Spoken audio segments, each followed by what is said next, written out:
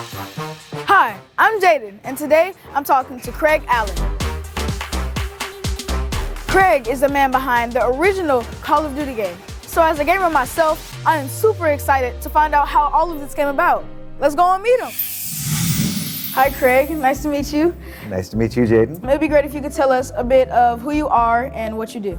Sure. My name's Craig Allen, and I'm kind of a video game guy. For a long time, I've been working on video games. So I started at the Walt Disney Company, and I did video games based on their feature animated films.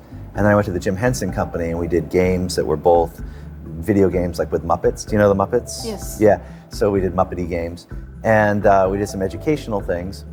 And then I started my own company called Spark, where we did the first Call of Duty game. Yes. And some other things. But most recently, I've been working to bring technology into hospitals, which has been kind of fun, to create environments that give kids who are patients control over their environment so that they can heal in an environment that inspires them. Well, what kind of started you off to do that? When I was a kid, and this is really cool to be here, because I was growing up in Seattle, Washington, and I worked at an arcade. So when I was in high school, we had comic books, we had the arcade, we had like miscellaneous toys and things that were part of this shop.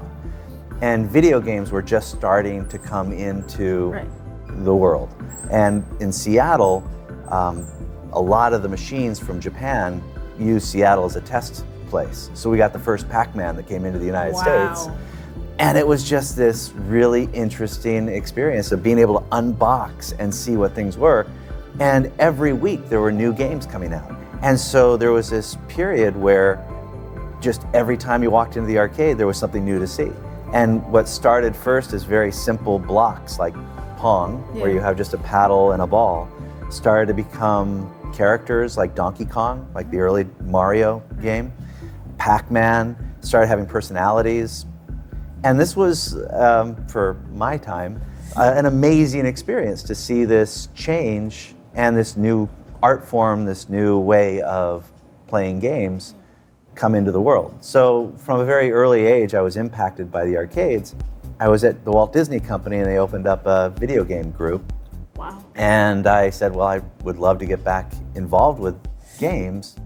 And so I started working on games at Disney to bring story, character, and gameplay together around the properties, whether it's Mickey Mouse or Hercules or some of the other films like Lion King. We were the group that tried to figure out how do you translate a story into something people play and experience in a different way. Tell us what's the main thing you need to know if you want to become a game developer?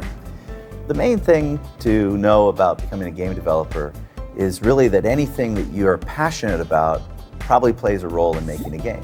So if you're an artist or a designer or an engineer, all these talents are about making games. Even like a composer who wants to make music has a role to play in making music to support a game. So pretty much anything that you want to do passionately, you'll probably find a place in the game industry.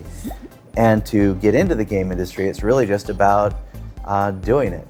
So find a friend who complements your skill set, team up and start making games. It's really cool sitting around here about around these old arcade games and seeing how gaming has definitely developed and progressed over the years. So tell us a bit about that, how you feel that it's progressed. It's incredible to see the change in games. Today, with PlayStation and Xbox, you've got these immersive worlds that you can go into.